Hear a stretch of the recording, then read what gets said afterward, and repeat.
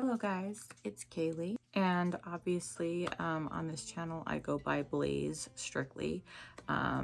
Most of you guys know my real name is Kaylee, and in these videos that I do on mental health, my instructions not included, I want to go by my real name because I feel it's more authentic, and I want to open up and be more real with you guys instead of my BLAIZE persona, which, you know, I am real with you guys when I'm BLAIZE, but, you know, I think you guys are getting the picture. If you hear any crackling noises in the background, I have my fireplace going on my TV, which helps me. It's my ASMR, so it helps me relax. So if you hear any noise in the background, that's what that is. So last week, I asked you guys on a couple of my different platforms here to send me any of your mental health questions that you guys had for me for a Q&A for this, and you guys could ask me anything you want, and if you guys wanted to remain anonymous, that was fine. I did not read any of the questions. I still have not. I just screenshotted them and put them in my folder, my favorites folder, and that was it. I'm going to try not to make this as long-winded as I usually do with all my videos, but here we go. How did you find out the people in your life were toxic, and how did you get them out of your life? Okay, starting out strong. Okay, I'm not going to say it's pretty easy to find out people are toxic in your life, because sometimes they wear a good mask for quite a long time. But there are certain red flags that start popping up, and once they do, you're like, that's not right. That's a little suspicious. That's weird. And once you find that out, it's like you can confront them, and you can do that in a healthy way. There are healthy ways to do it. And I tried doing that on a couple of occasions. And with some of these people, I'm like, you just lied to me. Why did you do that? And they admitted to lying to me, and they were like, I don't know. I'm so sorry. I just don't know. And they blamed it on their mental illness. And I'm like, that's really not an excuse. And they just, I don't do liars. I don't do liars. I don't do toxic people. I don't do people who just beat me down with their drama that they have taken from different movies, different television shows, different things that have happened from other people's lives, and then taken it into their lives and made it their story. Over exaggerated things, and then put it all on me and everybody else, and acted like a child. And when I have my own stuff going on and my own family to worry about, and it became too much. This isn't just one person, it was a couple people. And then when you confront them and you're like, hey, I'm terminating this friendship or relationship, and then they come back and they have other people that they know come and threaten your life, that's when you know this was a good decision to get these people out of your life. Lying, and like, if you catch them lying once and it's a small lie, like if they say that they have more money than they really do, or that you know, about their weight or anything like that, you know, like that's, you know, fine. It's like, whatever. If you catch them lying once and you're fine with, you know, whatever lie it is, whatever small lie it is, it's fine, you know, to just, you know, forgive and forget, you know.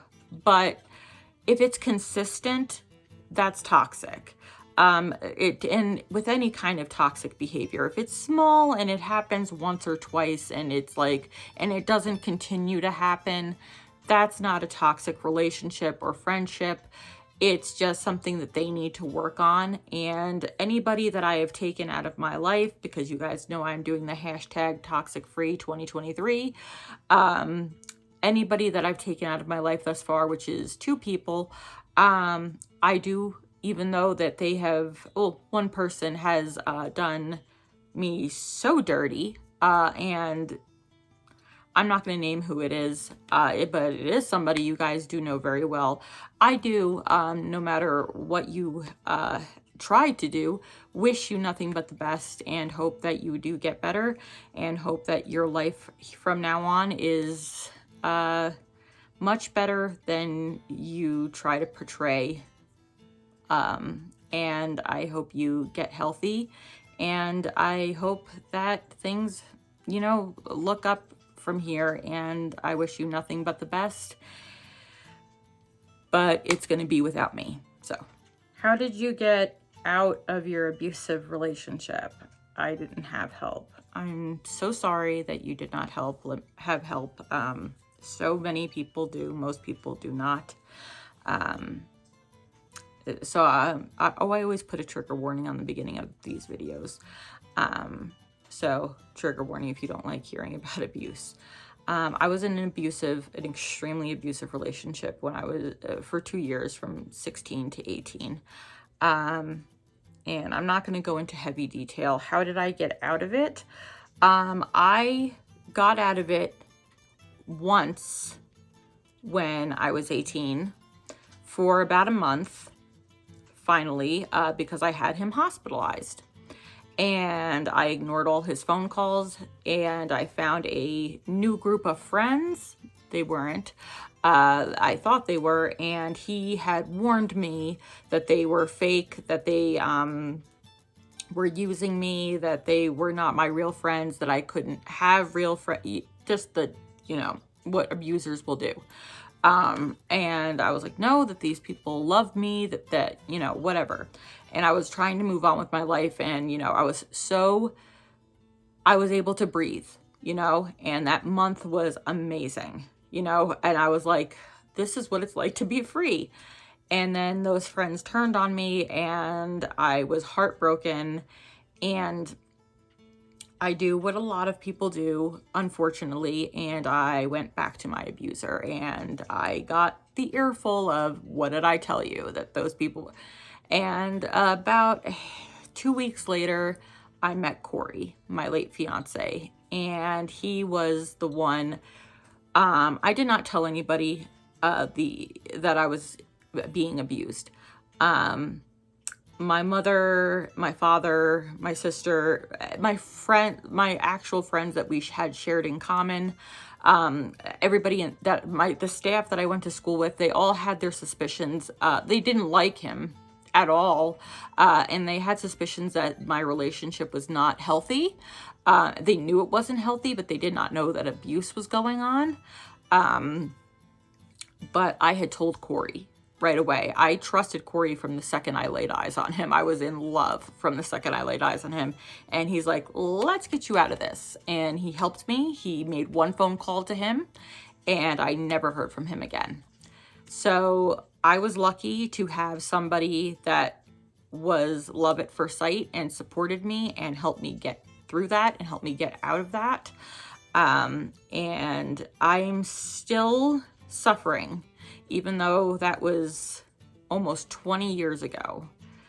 I am still suffering from that, and that's why I'm going to trauma therapy, to healthily get learning coping skills, and, you know, you know what I'm trying to say, but, you know, I have post-traumatic stress disorder from it. But, you know, Corey was a huge thing. He gave me strength. He gave me hope. He gave me a lot of inner power. I just wanted to stop for a minute and say that Corey was not the only reason I was able to get out. It was also me. I had the strength in myself. There were other things going on that I knew I had to get out. He just helped me feel safer. To, you know, like say, yeah, this is it. And a lot of confidence. And he also was the one to say, hey, go tell your mother and father. That's important. I need you to go tell your parents. And I did. So, and boy, when I tell you Mama BLAIZE was ready to kill. I think I'm scrolling through, and a lot of these are about panic attacks. So I hope when I read things about like anxiety and panic attacks, sometimes that induces panic attacks and anxiety. I don't know if that happens with you guys, but okay, how do you cope with panic attacks? I don't. I try to. I work on my breathing skills. I try to distract myself with different calming TV shows or movies that I've seen a million times that are my calming movies, like Monty Python movies or Monty Python's Flying Circus. There's I have medication. I'm not saying that medication is for everyone. I'm not telling you to go to take medication or to not take medication. That is not my job. I am not a doctor. But that's something that's pretty much all I can say. What triggers your panic attacks? God, the amount of times I've been asked this question. I have panic disorder, so a lot of the times, nothing. It'll just come out of nowhere. And that's what panic disorder kind of is. It'll just trigger panic attacks out of nowhere. It'll just make you like you'll just be sitting in bed watching TV or just be chilling reading a book, and it'll be like, oh, panic attack, just out of nowhere for no reason whatsoever. I have too much adrenaline in my body. And too much cortisol in my body, and that's what makes so much going on in my body. But other triggers that do trigger panic attacks, anything to do with like stomach problems, because I have emetophobia for like vomiting, anything to do with my agoraphobia, going too far from home, like I'm still working on that. Being completely alone, fear, like if I cough because like I swallow something wrong because I have a fear of choking. So anything that has to do with any of my major phobias and something is like near me or feels like something, that will trigger panic attacks. So yeah, I have a lot of triggers, and also sometimes nothing will trigger it. Have there been times where you end up in the ER because you think you are dying due to a panic attack? No, but there have been times where I have been in a 2-month-long panic attack, and people say that's not possible. Yes, it absolutely is, and you could talk to my doctors. And they wanted me to go to the hospital, and I was like, I can't even get out of my room. It's actually impossible for me to move out of my room. How are you going to get me to the hospital? And people will say, well, take an ambulance. I can't even get out. I'm holding pee and my urine in my bladder. My bladder is about to explode. I have to really concentrate and really hype myself up just to run to the bathroom, pee, and run out and get back into my room. There is no way you're getting me to a hospital. But yes, I know I have family members that have had this happen because anxiety disorders run in my family. So I've had family members that this has happened to several times. I've had friends that this has happened to several times.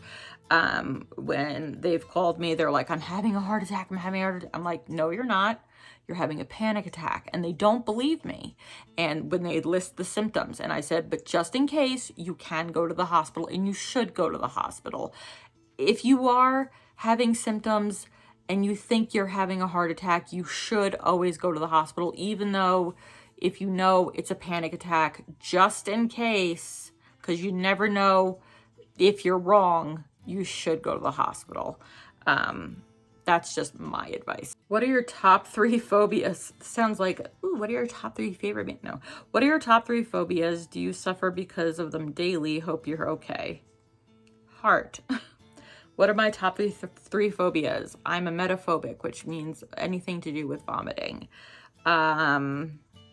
Ooh, I can only pick 3.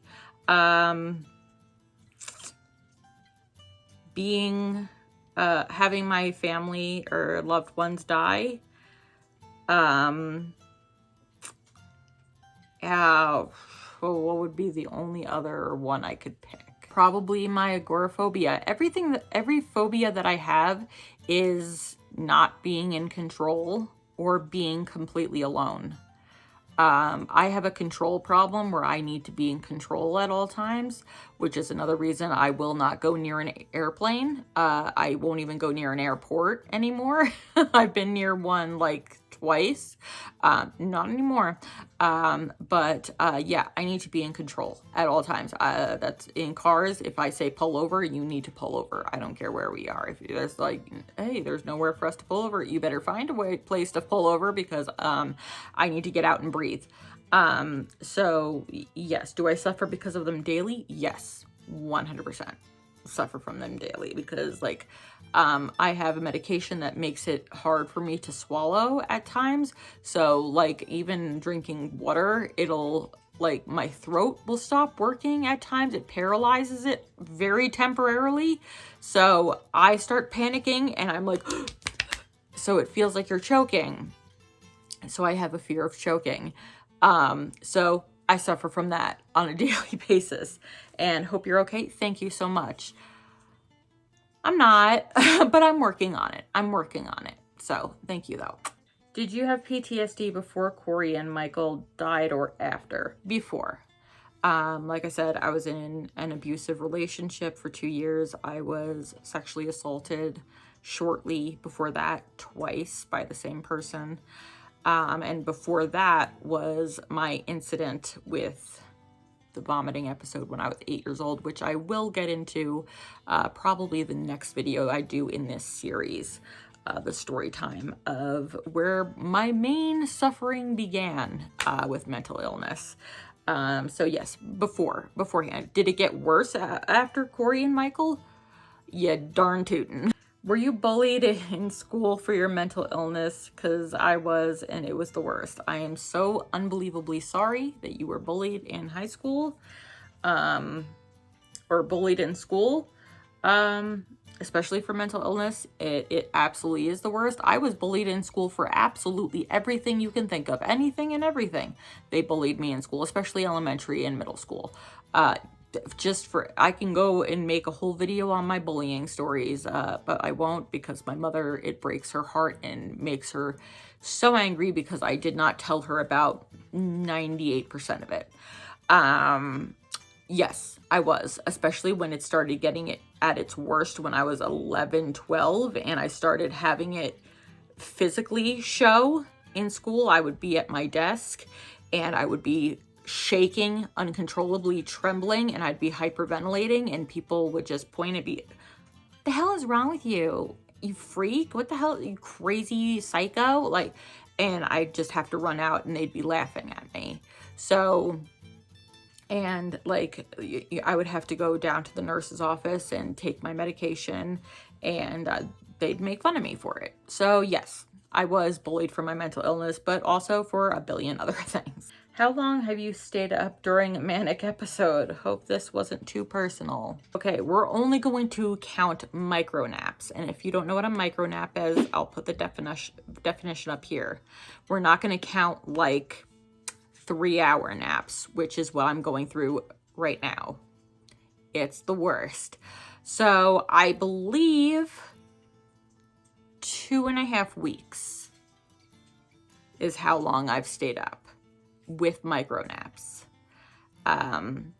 where I was hallucinating, not making much sense when I would talk, stripped down my entire room and made it a new room, which was, nice, but no, I got very, very sick, very, very sick.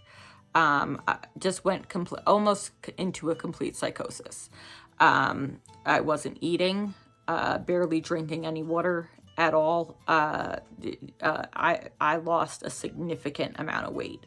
It was just the worst. It's not funny. A lot of people, it's fun to crack jokes, at mental illness, because it's like dark humor, or it's just like, if you don't laugh, you're going to cry. That's fine. That's completely fine. But people who find mental illness funny and make jokes about it, it's not funny. It is horrible. Manias are the worst. I'd rather be depressed. It's so anxiety inducing. It's just awful. So I'd say about 2.5 weeks is the longest I've gone without sleeping, with just micro naps, like 5 minutes here, and that's about it. Like, and I wasn't even fully asleep. I was just kind of like, and that was it. And I'm looking, and I think that was the last question, because the very last question was, how did you get rid of the toxic people in your life? Hashtag toxic free 2023. And I pretty much, okay, I'll just say, first, I blocked them on every social media platform because I just I didn't think they really deserved any explanation. I think that they did enough damage, and I just didn't want to confront it. And I just was like, you know what? This is for my health and my benefit, so just no. But then I forgot I didn't know that somebody could, you know, even though I blocked them like on my phone, they could still reach me through my iPad somehow. And I was like, shit. And Mama BLAIZE's idea was just message them, explain why this is happening, and reblock them. So I did so in a very mature manner. I said, you know, I wish you well. And they threatened to sue me. I said, please go right ahead. And then they blocked me. And then I'm not getting into the whole story. But the other one was just cursing me out. And I said, please do so. If this helps you feel better and this goes and proves my point, go ahead. Curse me out all you want. Curse me out and then we're done. And that's it. And I feel like I can breathe now, that since those two people are gone and out of my life, and I've gotten rid of like 100 people off my friends list on my Facebook, because like 50 of them, I'm like, who the hell even are these people? But I feel like there's oxygen in my lungs again. And I'm like, I feel like there's so much less drama in my life and so much less lies going on in my life. And I'm like, I feel vindicated. I feel like I can breathe and that there's just less, oh my God, you know, in my life. And I think you guys should be doing that too. Make sure you have a safe space. And it's just a great idea. So that is it for this video. I hope you guys enjoyed it. And if you guys have any more questions, we'll do this again at some point. If you like this video, give it a thumbs up. If you guys want to do another mental health Q&A, and if you guys want to see more in this series, also give this a thumb up and comment down below that you guys want to see more. And what other videos do you guys want to see? Let me know. Yeah, I haven't been doing so great with my mental health in some aspects. I've been talking to a subscriber behind the scenes privately and voicing my concerns of what I want to do with this channel, and I'll get into that in another video. But I'm thinking, I'm having thoughts, I'm writing it down in my journals, and, you know, talking to different people, like Mama BLAIZE and, you know, like my personal friends and everything like that. And so, if you haven't already and you'd like to, please go down below, hit the subscribe button and become a Blaizer and a part of the Blaize Nation. We'd love to have you here as long as you're as wicked as we are. If there's anything that I've spoken about and you want to speak about further in depth, you can always message me on any of my other social media platforms, DM me privately. I never talk about anything you guys talk to me about privately, because you guys do that anyway. And I'm always happy to lend an ear, or if you guys ask me for advice, I'm always more than happy to. And we guys chit chat, we chit chat back and forth. I tell you guys my shiz, you guys tell me your shiz.